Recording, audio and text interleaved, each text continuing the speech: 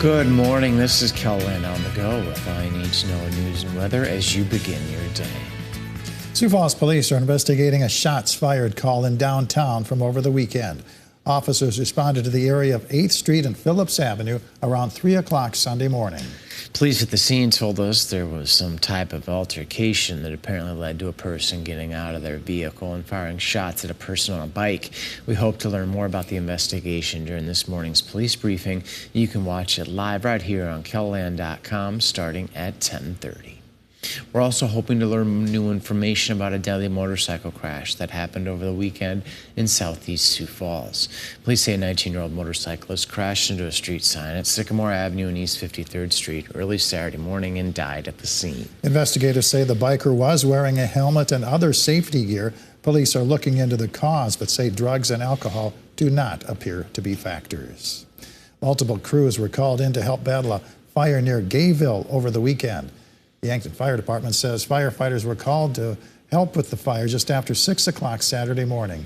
Officials shared these pictures of the scene. You can see fire coming from a building filled with hay bales. Heavy equipment was seen being used to pull bales apart and away from the fire.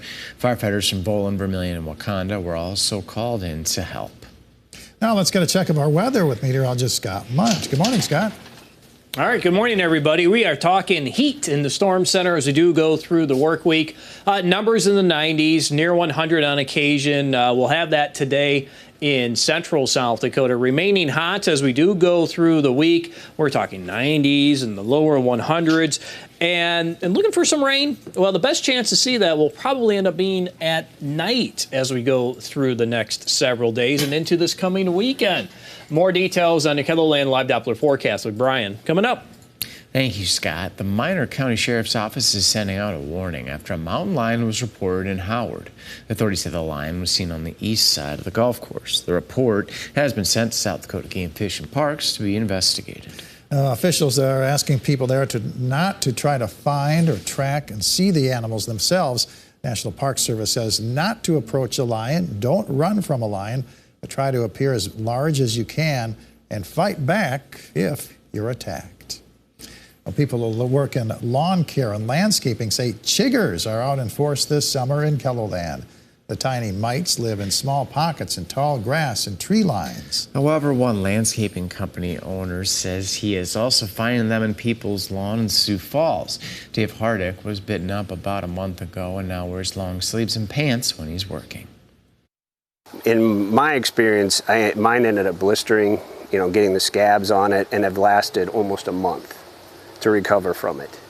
And I got them all over my chest, up my arms, went up my legs. For many years, people thought chiggers burrow into our skin, but it turns out that is not the case. You can spray your yard with insecticide, but be careful to avoid bees and other pollinators.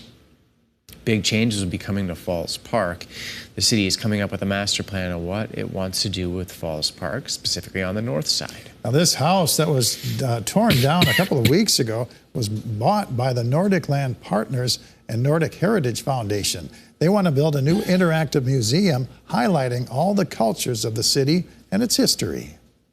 We thought, for this kind of facility that's teaching people and interesting displays to educate people, what a better place than a park that draws 1 million people a year. The city's master plan will come out this fall. Now, besides the new Nordic Hall Museum, the city wants to build a footbridge over Falls Park Drive so people can walk back and forth to the farmers market without interrupting traffic. That's a look at some of our top stories. Now let's get one last look at your weather with meteorologist Brian Karstens. Good morning, Brian.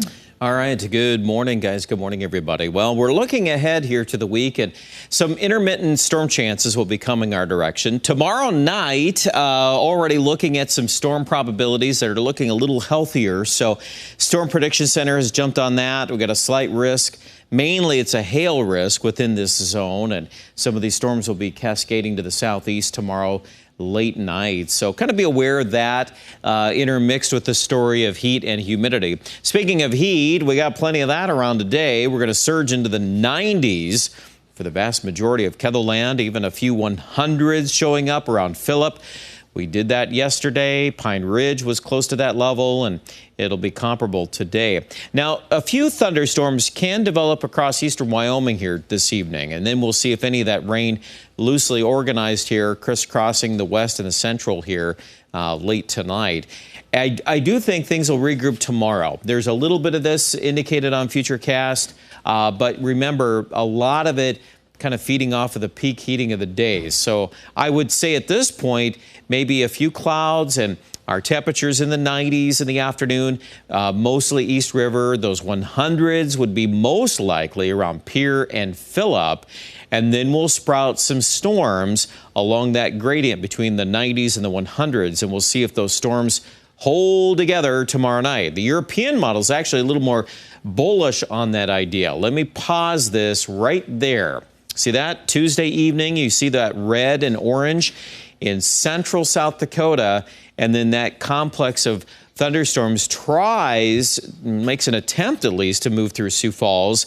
It'd be kind of nice to get some rain in between these hot days, and certainly we're going to have plenty of heat and humidity around on Wednesday into Thursday.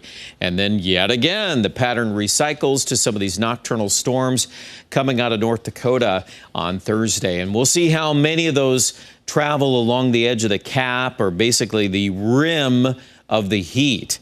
And that's kind of what dictates these storm chances, usually in mid to late July.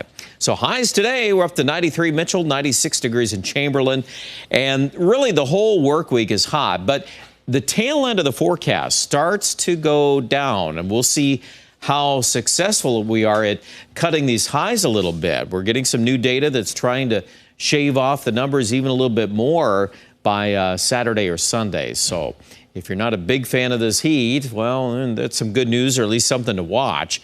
I would say at this point, the best chances of rain East River will be tomorrow night, and then again cycling back Thursday or Thursday night.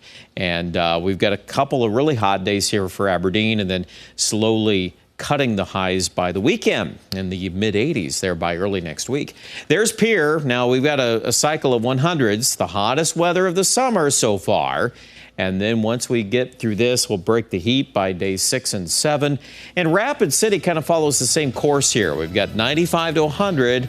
Hottest of the summer, and then the rain chance starts to pick up a little better as some slightly cooler weather makes an appearance. Check out the details online at KettleLand.com.